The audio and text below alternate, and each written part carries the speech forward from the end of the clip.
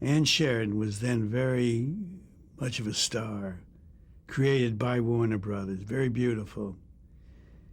She wasn't a great actress, but she did a few things that were successful, and she was making $150,000 a picture. I was the newest one in the department, the greenest one. Then they said, go to Ann Sheridan's dressing room and tell her that we're making her Queen of St. Valentine's Day. Well, nobody else wanted to do it. I didn't realize that. So I knocked on her door about 9 in the morning, and she said, come in. It was one of those portable dressing rooms with the little steps that go up. And she said, come in.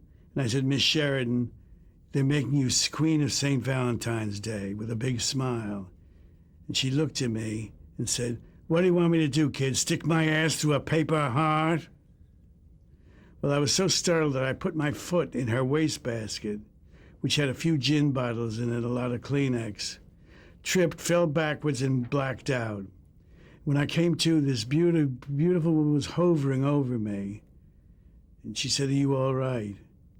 Then she picked up the phone and said to Alex Evelov, I like this Frank Liberman. Get rid of the two on the picture. He's a Jew. She said that of you? She said that of me, yes. She didn't mean it in an unflattering way.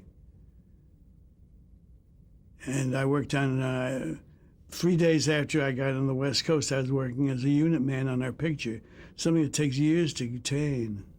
Tell me the story of the Ann Sheridan stunt with the handcuffs. At a preview of one of her films, one of the publicists had an idea that he would handcuff a fan to Ann Sheridan, and that they would get a lot of coverage that way. Well, they got some crazy, who would go in for this kind of thing. The guy they got was not too steady on his feet. He did snap the lock, and they were together for 1.5 hours.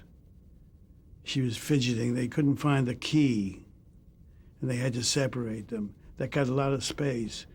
It was not funny to her at the time. It was rather demeaning, actually.